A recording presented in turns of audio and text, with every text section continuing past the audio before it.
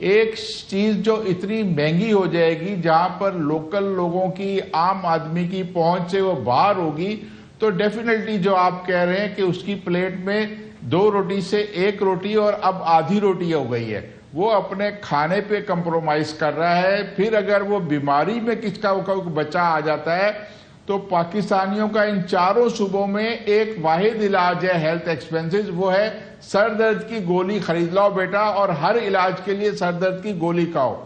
یہ جو خلیج بڑھ رہی ہے، دوسری طرف اب جب ہمارے سرکاری وزراء بڑی کوٹ کرتے ہیں کہ بازاروں میں، ایٹریز میں بہت رش ہے، ریسٹورنٹ بھرے پڑے ہیں، تو وہ دوسری کلاس ہے جن کے آگے جو کھانے رکھے ہوئے وہ اتنے مہنگے ہیں کہ ایک وقت کا کھانا 2 آدمی 25,000 سے زیادہ کا بل دے کے اٹھتا ہے، لیکن ایک دوسرا آدمی جو عام آدمی ہے، جو دہاڑی دار ہے، وہ اب ڈھابے میں جانا بھی نہیں گوارا کر سکتا، اس کو بھی افورڈ نہیں کر سکتا جہاں پہ 250 روپے کا ایک وقت کا کھانا ملتا ہے۔ یہ وہ کیفیت ہے اس ملک کی جو کہ فوڈ سفیشینٹ سمجھا جاتا تھا۔ سب سے بڑی بات تو یہ تھی کہ جی کہ یہ ہم فوڈ کے معاملے میں سفیشینٹ ہے، ہمارے پاس اس کی کمی نہیں ہے۔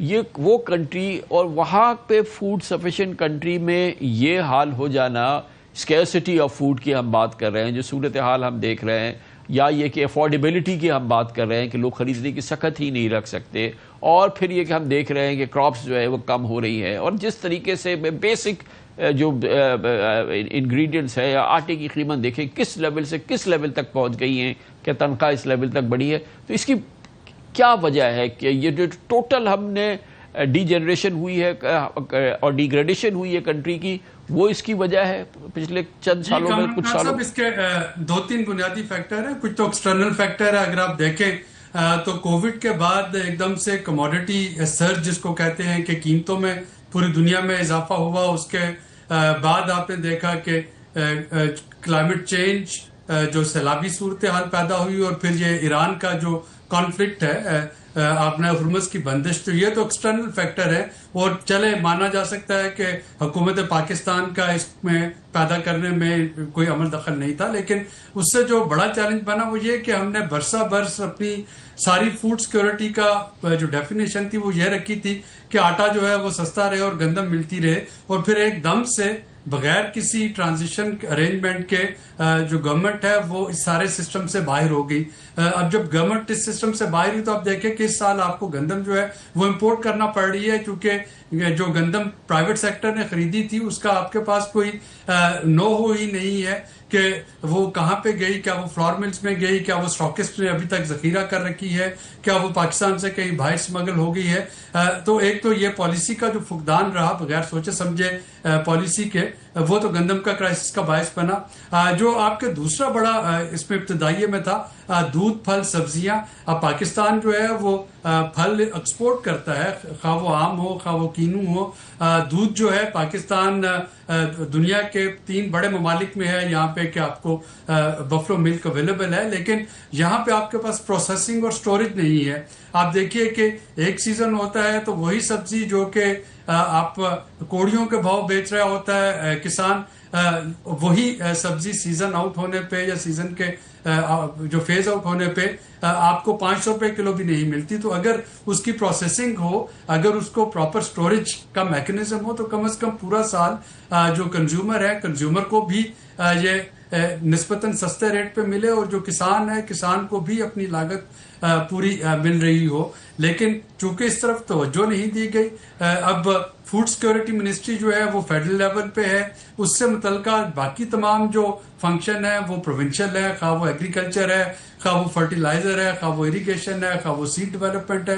تو جب آپ کا اس طرح کا مس میچ ہوگا تو وفاقی حکومت جو ہے وہ ایک امبریلا پالیسی دے دے گی، ہر صوبہ جو ہے وہ اپنے اپنے طریقے سے اپنی پالیسیز پہ عمل درآمد کر رہا ہوگا۔ تو میرا خیال ہے کہ یہ جو ایک بڑا فقدان اس میں آیا، اس پہ ہمیں ایک نیشنل فوڈ سیکورٹی کونسل ہمارے پاس ہونی چاہیے، جسٹ لائک ایک سیکورٹی کونسل، کیونکہ جب تک آپ اس میں ساری وفاق کی اکائیوں کو مل کے اس پہ جو ہے کوئی ایکشن پلان نہیں بناتے ہیں، یہ جو کرونک ہنگر جس کا ہمیں سامنا کرنا پڑ رہا ہے۔ شاہد صاحب، یہ ہمارا ایک کس قدر بڑا، کتنی بڑی ٹریجڈی ہے کہ ہمارا ملک ان ملکوں میں شامل ہے جہاں بھوک پھیل رہی ہے، جہاں بھوک بڑھ رہی ہے، جہاں پہ لوگوں کو مطلوبہ خوراک اویلیبل نہیں ہے. اور ایک وجہ جو ابھی اس کی وجہ بڑی یہ ہے کہ ظاہر ہے کہ تمام کھانے پینے کی اشیاء جو ہے مہنگی ہو گئی ہے اس دفعہ، جیسے آٹے کی. اور ہر بار یہ ایک کرائسس پیدا ہوتا ہے، کبھی آٹے کا ہوتا ہے، کبھی چینی کا ہوتا ہے، کبھی گیہوں کے دوسرے معاملات، اور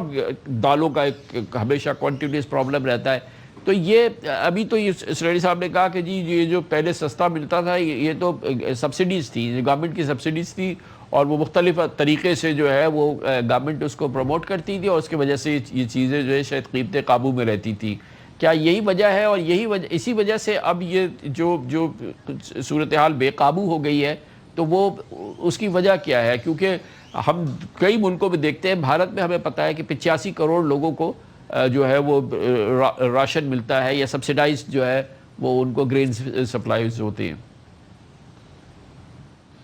خان صاحب دیکھیں، جو بات سلیری صاحب کہہ رہے ہیں وہ اکیڈمک بات تو ہے، لیکن آپ کو پتہ ہے کہ میں 40 سال سے کموڈیٹیز میں انوالو ہوں، اور پاکستان میں جو کرائسس آج کے نہیں آ رہے، 2009 سے تو پہلی دفعہ ہم نے کچھ کرائسس کو انرتھ کیا تھا، لیکن وہ مسلسل چل رہے ہیں، ہر سال ریپیٹ ہوتے ہیں. خاص طور پہ کچن آئٹم پہ، جو کچن سٹیپل ہے اس پہ ریپیٹ ہوتے ہیں. اس کے پیچھے بھی ایک اکانومی چل رہی ہے. وہ کرائسس ایکچول نہیں ہوتے، اس کو انجینئرڈ کیا جاتا ہے تاکہ جو بینیفیشری ہیں ان کو فائدہ ہو سکے. غذا آج پاکستان میں گندم جو ہے وہ سٹیپل ہے، فرسٹ سٹیپل ہے. سیکنڈ سٹیپل آپ کا چاول ہے، اس کے بعد تیسرے نمبر پہ آپ کی چینی آتی ہے، پھر ایڈیبل آئل. انہی میں اتنی کرائسس کریٹ کیے جاتے ہیں. اور یہاں پر پاکستان میں خان صاحب شارٹیج کا مسئلہ نہیں ہے، شارٹیج جان بوجھ کے ڈیٹا مینیپولیٹ کیا جاتا ہے، اور تاکہ بازار کے اندر ایک پینک بائنگ کریٹ ہو. کچھ ایسے ایلیمنٹس ہیں جو بیٹھ کے شور مچاتے ہیں کہ یہاں پر شارٹیج ہو گئی، اب ہمیں اتنی کرنی پڑے گی.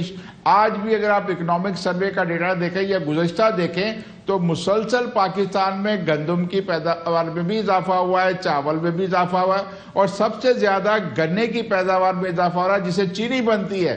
لیکن آپ نے دیکھا کہ ہر سال کوئی نہ کوئی کرائسس آپ کو چینی کا، آٹے کا سب آ رہا ہوتا ہے. کیونکہ اگر جتنی بڑی فصل ہوگی اس کو مینیج کرنے کے لیے سٹوریج فیسلٹیز ہیں. میں اس پہ ایگری نہیں کرتا کہ پاکستان میں سٹوریج فیسلٹیز ہے. آج ہمارے پاس ماڈرن سائلوز لگ گئے ہیں، ہمارے پاس ویئر ہاؤسز اچھے ہیں، لیکن اس کی ایک پینک بائنگ اور اس کی شارٹیج کا کریٹ کر کے ماحول، اس میں آل آف سڈن پیسے کمائے جاتے ہیں. باسمتی چاول جو 2008 میں 50 روپے کا تھا، آج وہ آپ اگر خریدنے جائیں گے تو 500 سے 600 روپے میں ملے گا.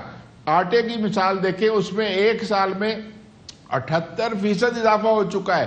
گندم میں آپ کہہ رہے ہیں کہ جی 4.3% اضافہ ہوا ہے، 29 ملین ٹن زیادہ پیداوار آئی ہے گزشتہ سال کے مقابلے میں. تو پھر یہ پرائسز کا اتنا انکریز کیسے آیا؟ یہ کراپ ہارویسٹ ہوتے ہی آپ کی پرائس کیوں شارٹ ہو گئی؟ پالیسی کا ڈیلے. حکومت نے اناؤنس کیا کہ ہم اس کو ڈی ریگولیٹ کریں گے کیونکہ IMF کا پریشر تھا. انہوں نے سپورٹ پرائس کہہ کے اور پھر پرچیزز نہیں کری اور پرائیویٹ سیکٹر کی کچھ کمپنیز کو سامنے لائے. پرائیویٹ سیکٹر سے جب آپ پرچیز کرائیں گے تو ان کو کریڈٹ فائنانسنگ نہیں ملے گی، کوئی نہیں آئے گا. وہ ڈیلیئنگ ٹیکٹکس تھا تاکہ جو ہولڈرز ہیں ملک کے اندر، جو اجناس کی ذخیرہ اندوزی کرتے ہیں، اور وہ مارکیٹ میں آئیں. اور جب تک یہ پرائیویٹ سیکٹر کو تھوڑی بہت خریداری کرے گا، جو حکومت کو مال دے گا، وہ مس کر جائے وہ گرین کو. آپ کی فصل سندھ میں 28 اینڈ فیبرری سے سٹارٹ ہوئی گندم کی، اور آپ وہاں پر مارچ اپریل میں کرائسس آ گیا.